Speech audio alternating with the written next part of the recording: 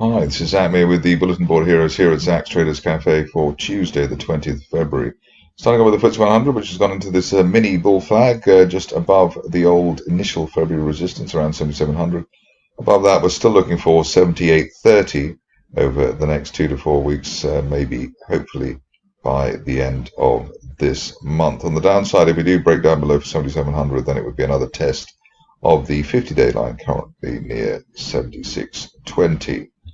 Onto the DAX, and here the name of the game has been all about 17,000 in the recent past. We've had an overshoot of 17,000. We'll come back to that area now, but we've got the uptrend line there from October. That's running just below 17,000. If we break below that, then it could be the 50-day line, 16,700.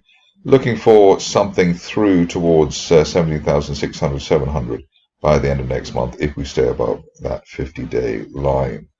Onto the Dow, which remains closed, but we're looking forward to the excitement later today. Here, we left this market on Friday in a rising trend channel from October. Floor of the channel there now above the 38,000 level, 38,200. Below that risks a test of the 50-day moving average, 37,700, but we might get away with it in terms of remaining above 38,000. And the target towards 40,000 by the end of the next month, depending on exactly where the top of that rising October trend channel is. Lots of ongoing excitement with Bitcoin ahead of the halving at the end of April. But in the meantime, we've hit the top of that rising trend channel, 53,000, and we're looking for an end-of-day close through 53,000 to give us 60,000 by the end of next month. That's derived by the steeper October resistance line projection, which I've drawn there above that rising trend channel from back in August. On the downside, the obvious place, the old January support, 49,000. A worst case would be a test of the 50-day line, now just shy of 45,000. But at the moment, we're still looking upwards and onwards. Onto gold, and here there was a sigh of relief with the rebound of this market at the $2,000 level. That's the second bounce we've had in that area, about third bounce since December. That means we're remaining within that rising trend channel from back in March last year, now around 1998. We'd like to see a break of that December resistance line there around 2060 to give us a move up to the top of that rising trend channel from back in the early part of last year, as high as 2180 by the end of next month, although at the moment that does look a little bit ambitious both on the upside and on the time frame. We do break down, the worst is that it's expected at the moment is a test of the 200-day line, currently at 1982. Moving on to the stocks, and starting off with Arrow Exploration, which just keeps on spudding wherever it goes, which is amazing, but finally, the market appreciating the efforts of Marshall and the team. We've had a unfilled gap to the upside. In fact, we just need to get through that rather pesky 21.5 pence zone. End of day close through that, and we're looking for up to 28 pence at the top of that rising trend channel by the end of next month. That rising trend channel there from the spring of 2022. The other positives at the moment are the way that both the 50 and 200-day lines are rising. And that means that we're in the run-up to a golden cross, hopefully sometime in March. So tempting fate, but suggesting that Arrow is finally on its way after being hanging around for the best part of a year. Moving on to Vinanz, which is David Lenegas's vehicle. And here it looks as though shareholders quite happy, given the way that we've had a near vertical move from November, unfilled gap to the upside, and then that classic step formation, so sideways and then up and sideways and then up, and that does suggest that at least while we're above the 50-day moving average, currently around 9.75 pence, we're looking for the top of the rising trend channel from November as high as 16 pence by the end of next month or even sooner. That price action there, very interesting, looks like a sort of one-way valve for the longs. On to Belluscura, and here the picture is that we're in recovery mode. Already spotted this is a bear trap gap reversal last week, and those very strong candles as well. Every one of them, almost all of them, whether it's not flat, have been opening at the low, closing at the high. Tends to suggest that there's an ongoing re-rate there. Initial target there, 28 pence at the top of that broadening triangle from November. And after that, we're looking for the line that I'm about to draw now, which will be quite a satisfying target if we get it, up towards 35 pence by the end of next month. So above, basically at the moment, above 25, we're looking at 35 on Belluscura. Only back below the 50-day line currently at 21 3/4 really delays the upside scenario. The stock, which was one of our heroes earlier in the year, or at the turn of the year, was Corcel, and here we've got a setup again in the sense that we've got a sharply rising 50-day moving average. That's around 0.85. Want to see an end of day close above that to then reignite the rising trend channel, and also suggest that maybe we could get up as high as 1.5 pence by the end of next month. Obviously, the initial resistance there around 1.1 pence. This stage, only well below the 0.7 pence level, really delaying the recovery scenario. Moving on to Exchange XR, which has had massive contract wins, and here you can see that in the sense that we've gapped through the 200-day line and we nearly hit our target that we had before, around 3.9 pence. Hopefully we'll hit that over the next week or so. Above 3.9 pence, it's probably worth looking for a potential new target, which would be the line I'm about to draw now, from back in April last year. That's heading for around 6.25 pence. And we could see that by the end of next month if we get a quick clearance of that 3.9 pence level. Ideally, we close above the February resistance today at 3.3. Moving along to a stock which doesn't get much airplay either here or anywhere else, Franchise Brands, but it looks as though we're doing some good work here after the basing that's been in place for the best part of a year. Here we bounced above both the 50 and 200-day moving averages, the blue and black lines respectively, and we're in a rising trend channel from back in October, the top of the channel there at £1.90, and we're looking for that as soon as the end of next month if we can get a quick break of the initial February resistance at £1.67, which isn't too much to ask. You can also see those candles there, strong candles, with up to the hammer candle there.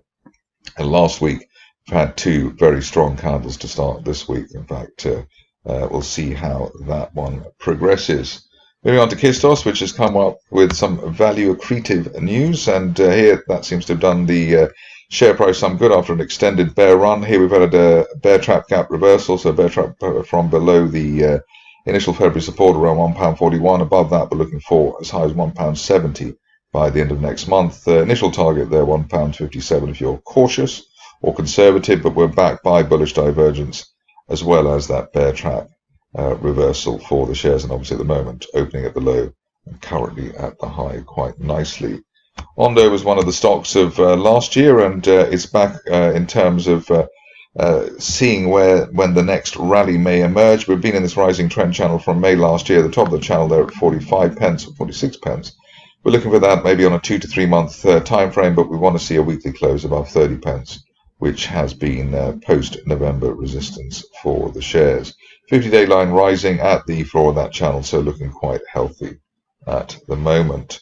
Stock which is also quite a rarity is coming up now, Pod Point, and answers on a postcard in terms of what the company does. But here we have had a gap, well, a bear trap initially, a bear trap gap reversal earlier this month, and that's followed by another gap to the upside. So this situation is going to keep on moving. Top of the triangle there from back in October as high as 30 pence, and we're looking for that well before the end of next month, especially while we remain above the first gap at 20 pence. Next up is a situation where there's been a massive rug pull, instigated, I think, by the company itself. Predator, in fact, it's ironic that going into this we had a great setup, rising 50 and 200-day lines, a V-shaped rebound there on 12 pence. But today we gapped down, and the only support there now is an uptrend line there from the beginning of last year. We need to hold that. That's actually around the 8.3 pence level, let's say.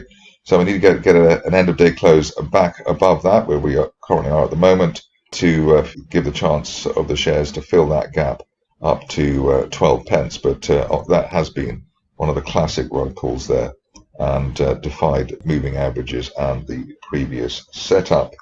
A stock which has also given various issues to people over the last year or so has been RC35, but here just the start of beginnings of a turnaround, with a rising 50-day moving average. That's around 10.75 pence above that.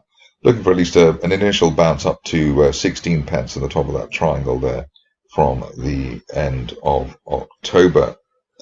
On to the last few. First one is Sareum, which I used to look at quite a lot, but as you can see from the share price chart, hasn't been covering itself in glory for quite some time. Here we have a gap and a bounce off the floor of that triangle from October. The floor of the triangle around 30 pence. Above that, we're looking for maybe a dead cat bounce towards the 50-day moving average and old December support at 52 pence over the next week or two.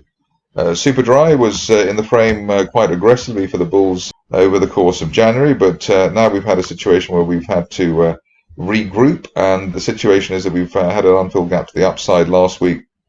Shares possibly heading towards the 50-day moving average and the floor of that gap down from last month at 31 pence. But the upside here only valid while we hold above the floor of the gap at just under 27 pence.